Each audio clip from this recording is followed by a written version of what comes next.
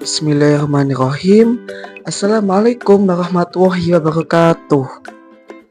Halo semuanya, kali ini saya akan mempresentasikan mengenai panduan penyusunan rencana strategis Kementerian Agama tahun 2019. Presentasi ini untuk menyelesaikan tugas mata kuliah Perencanaan Pendidikan Prodi Manajemen Pendidikan Islam Fakultas Tarbiyah dan Keguruan. Baik, sebelum kita mengenal apa itu Renstra, alangkah baiknya kita harus mengenal landasan hukum sampai adanya suatu tugas mengenai rencana strategis ini. Nah, yakni ada satu Undang-Undang Nomor 25 Tahun 2004 tentang Sistem Perencanaan Pembangunan Sosial. Yang kedua, yakni Peraturan Pemerintah Nomor 40 Tahun 2006 tentang Tata Cara Penyusunan Rencana Pembangunan Sosial. Dan yang terakhir ada Peraturan Pemerintah Nomor 90 Tahun 2010 tentang Penyusunan Rencana Kerja dan anggaran kementerian atau lembaga dan lain-lain. Nah, Renstra ini dibuat adalah untuk sebagai suatu acuan pembangunan dalam lingkup Kementerian Agama. Di Renstra ini tidak hanya membahas mengenai pembangunan agama saja, tapi juga untuk pembangunan pendidikan. Nah, kali ini kita akan membahas tentang apa aja sih yang ada di dalam rencana strategis ini. Nah, yang pertama ada visi dan misi Kemenak. Yang kedua ada tujuan dan sasaran strategis. Yang ketiga ada program prioritas. Yang keempat ada indikator kinerja. Yang kelima ada pendanaan dan penganggaran.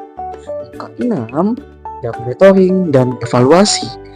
Dan yang ketujuh sekaligus yang terakhir adalah sinkronisasi RPJMN.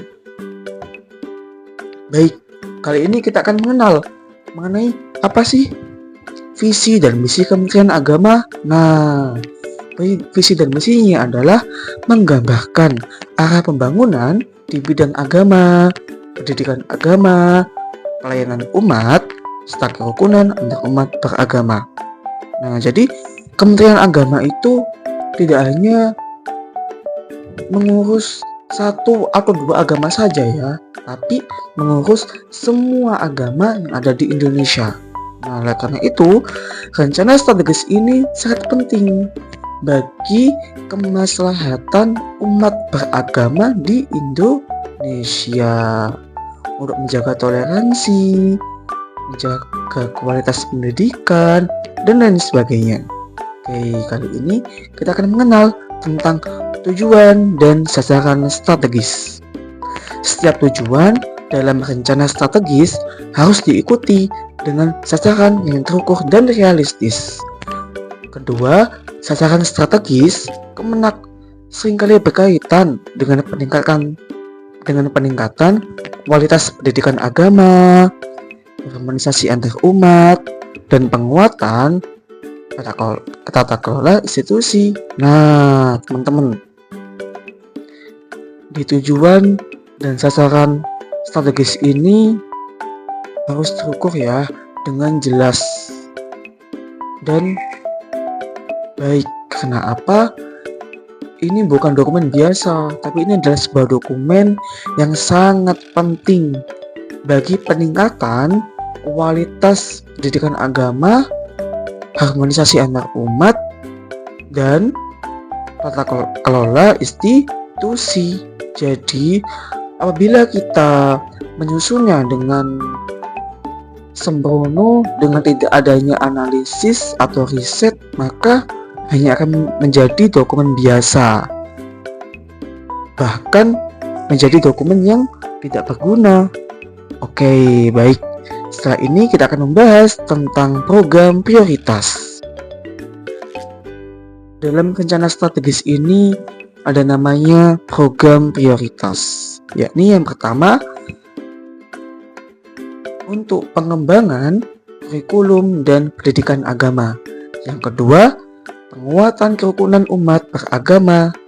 Yang ketiga, pembenahan birokrasi pelayanan publik dalam bidang keagamaan. Yang keempat, modernisasi lembaga keagamaan. Nah, dalam pendidikan agama menjadi prioritas dalam program rencana strategis. Karena pendidikan adalah ujung tombak kemajuan peradaban yang sangat dibutuhkan dalam proses pembangunan agama di Indonesia. Oleh karena itu, prioritas pendidikan dijadikan nomor 1. Yang kedua, ada kerukunan umat beragama. Nah, di Indonesia teman-teman ada banyak macam-macam agama. Tidak hanya Islam dan Kristen, tapi ada Katolik, Hindu, Buddha, dan Konghucu. Nah, di situ kita harus berusaha untuk hidup dalam kerukunan. Oke, baik teman-teman. Kali ini kita akan next di indikator kinerja. Setiap program harus memiliki indikator kinerja yang jelas, baik output, hasil langsung, maupun outcome, dampak jangka panjang. Indikator ini menjadi tolak ukur keberhasilan implementasi Renstra. Nah, teman-teman, Renstra adalah dokumen yang sangat penting bagi kita dalam menjalankan suatu tujuan yang telah disusun jauh-jauh hari, bahkan jauh-jauh tahun ke belakang untuk arah pembangunan dalam lingkup Kementerian Agama.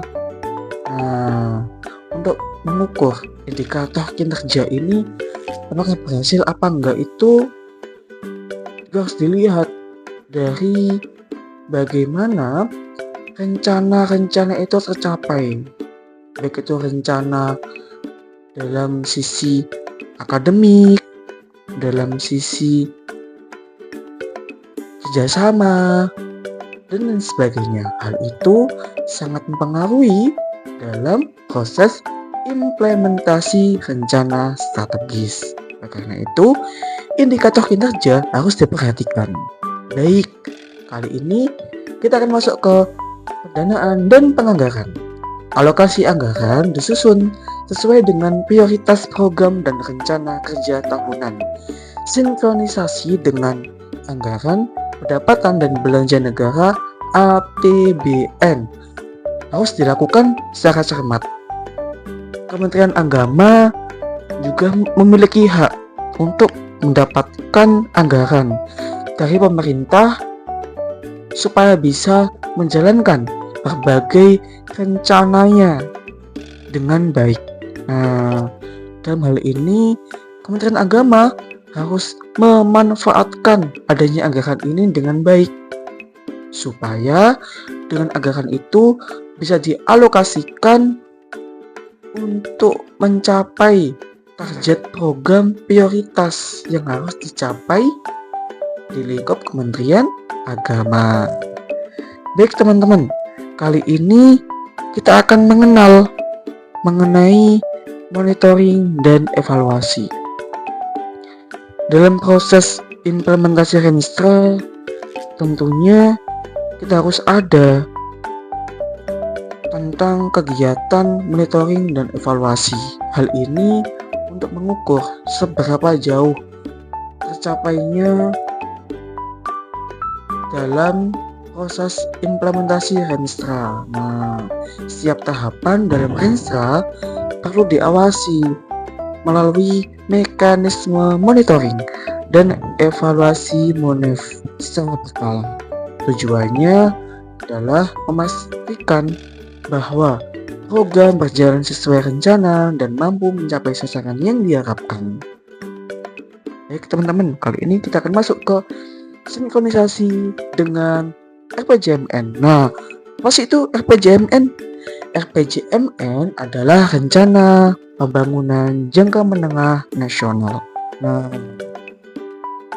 dalam Renstra kan tadi kan sudah saya jelaskan ya bahwasanya ini adalah sebuah dokumen strategis untuk menyusun rencana pembangunan nasional dalam lingkup Kementerian Agama. Nah, hal ini juga harus selaras teman-teman dengan RPJMN yang merupakan acuan utama pembangunan nasional. Hal ini supaya negara mengetahui target-target yang telah disampaikan apakah tercapai apa enggak. Nah, dengan adanya sinkronisasi ini biarkan semuanya dapat berjalan dengan baik sesuai rencana yang telah disusun atau disampaikan. Baik teman-teman, itu adalah presentasi saya kali ini tentang panduan penyusunan rencana strategis Kemenak 2019. Oke teman-teman, terima kasih teman-teman atas perhatiannya. Apabila ada salah kata maupun ucapan, mohon maaf sebesar-besarnya. Bila bisa bilhaq, astagfirul khairat. Wassalamualaikum warahmatullahi wabarakatuh.